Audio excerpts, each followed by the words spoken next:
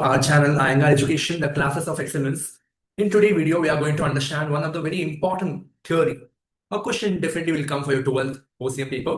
Nature of principles of management. This question is very scoring. अगर आपने पढ़ लिया तो अगर पढ़ लिया ये अच्छा स्कोरिंग वाला क्वेश्चन है क्योंकि बहुत ही इंपॉर्टेंट और बहुत ही शुरुआत में आता है उसके लिए. Nature of principles of management. Principles of management are broad guidelines that help a manager to take a proper right decision so he can get the work very effectively. इतना याद रहेगा.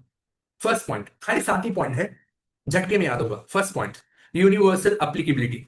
ये प्रिंसिपल दुनिया भर में कहीं भी जाओ अप्लाई हो सकता है. आप स्कूल चला रहे हो, कॉलेज चला रहे हो, जॉब पे जा रहे हो, गवर्नमेंट ऑफिस है, सब जगह पे ये प्रिंसिपल अप्लाई होगा. ये प्रिंसिपल अपने आप में कहता है कि रूल ऐसे मैंने बनाया है कि सब जगह पे काम करेगा.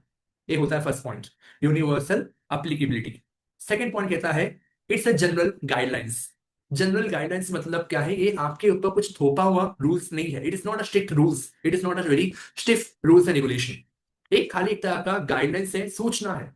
आप अपने हिसाब से, अपने समय के हिसाब से, अपने रिक्वायरमेंट के हिसाब से उसको बदल भी सकते हो ताकि उस सूचना से आप बराबर अपना काम उपयोग तरीके से कर सको. एग्जाम्पल दिया है unity of command. It is like a command you have to get from only one boss. बराबर आपको कोई ना कोई एक ही बॉस कमांड देना चाहिए. लेकिन अगर इमरजेंसी का अगर सिचुएशन है जहां पे एम्प्लॉयज अगर दिक्कत में है तो वो अपने एक बॉस का इंतजार नहीं कर सकता. वो कहीं और एम्प्लॉयज, कहीं और बॉस, कहीं और सुपरवाइजर या कोई और इंसान जो उस चीज के बारे में जानता है उसके बारे से वो अपना गाइडलाइन ले सकता है, अपना कमेंट ले सकता है, अपना अंडरस्टैंडिंग बना सकता है. Third point based on experiment and observation. ये जो प्रिंसिपल है बहुत ही लंबे समय इसमें काम किया गया है. इसमें यहाँ पे एक्सपीरियंस यूज किया है, इसमें यहाँ पे ऑब्जर्वेशन यूज किया है. लोगों ने यहाँ पे एक्सपेरिमेंट या एक्सपीरियंस यहाँ पे बेस्ट वर्क करने के लिए लगाया है. क्योंकि ये जो प्रिंसिपल है, आप ऐसे सोचो खाली बुक का जो प्रॉपर रूल्स के हिसाब से आप चलोगे कभी कभार अप्लाई नहीं होगा. तो यहाँ पे प्रैक्टिकली ये एक्सपेरिमेंट किया गया है कि सच में प्रिंसिपल क्या काम करेगा. प्रैक्टिकली देखा गया है, इसको समय समय पे रेगुलरली टेस्ट किया गया है, तब जाके हमें हमारे 12 के बुक पे इसका क्वेश्चन बना के मिला हुआ है. Fourth point, flexible. Principles are modified according to the situation, time and place. मतलब है कि ये जो प्रिंसिपल है ये हर वक्त समय के हिसाब से आपको बदलना पड़ेगा, जगह के हिसाब से आपको बदलना पड़ेगा, सिचुएशन के हिसाब से आपको बदलना पड़ेगा. क्योंकि आप एक ही प्रिंसिपल हर समय पे, हर जगह पे, हर प्लेस पे आप अप्लाई नहीं कर सकते हो. फॉर एग्जाम्पल आप बोलोगे सर फैक्ट्री के कंपनी में 10 घंटा काम करना पड़ता है और IT वालों को 8 घंटा काम. क्योंकि काम में फर्क है, काम का एनवायरमेंट में फर्क है. तो कहीं ना कहीं आपको यहाँ पे समझना पड़ेगा कि ये जो प्रिंसिपल उतना फ्लेक्सिबल होता है ताकि सिचुएशन के हिसाब से उसको ढल सको, चेंज कर सको. फिफ्थ पॉइंट बात करता है बिहेवियर इन नेचर. ये जो प्रिंसिपल है इंसान के बिहेवियर को सोचते हुए, समझते हुए बनाया है. तो उसके लिए इंसान को मोटिवेट करता है ताकि वो जो इन्वायरमेंट में काम करेगा वहां पे अपना प्रॉपर रिलेशन मेंटेन कर पाएगा.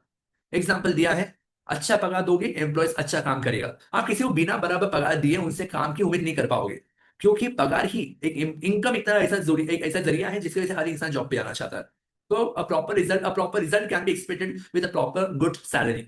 Focus on people, help in team work. Six point is cause and effect relationship. Every principle explain a cause and its result. आप जो करोगे वो आपको ऐसा रिजल्ट मिलेगा. डिविजन ऑफ वर्क एक कॉज हो गया. जैसे आपने काम को डिवाइड किया उतना काम अच्छा होकर कंप्लीट आपको मिलेगा. उसको हम बोलेंगे इंक्रीज एफिशिएंसी. नेक्स्ट पॉइंट है all principles are equally important. Do you feel? Yes, it is obviously. All principles are equally important. No single principles are more important than any other. For example, if you wanted to clear your 12th, आपको अगर अपना 12th पास होना है, अच्छे marks पे होना है specially, तो उस कंडीशन में आपको जितना इंपॉर्टेंट आपको OCM में देना पड़ेगा उतना इंपॉर्टेंट आपको इकोनॉमिक्स में देना पड़ेगा और उतना ही इंपॉर्टेंट आपको BK में देना पड़ेगा. तो आपका हर एक सब्जेक्ट आपको इक्वल इंपॉर्टेंट देना पड़ेगा, तब जाके आप अपना हर पेपर क्लियर कर पाओगे. वरना आप किसी एक सब्जेक्ट पर अगर ज्यादा फोकस करोगे बाकी में फोकस नहीं करोगे तो ऑब्वियसली आपका मार्क्स कम आ जाएगा. तो इट इज बेटर. एक चीज यहाँ पे बताया है all principles are equal important. तो आपने क्या क्या पढ़ा है यहाँ पे? हर प्रिंसिपल यहाँ पे यूनिवर्सल होता है, फ्लेक्सिबल होता है, प्रैक्टिकली देखा गया है, बिहेवियर के हिसाब से रखा गया है और सिचुएशन बेस्ड होता है. आई होप आपको ये चैप्टर का ये जो फर्स्ट क्वेश्चन समझ में आया रहेगा. If you really like my video please like, share and comment.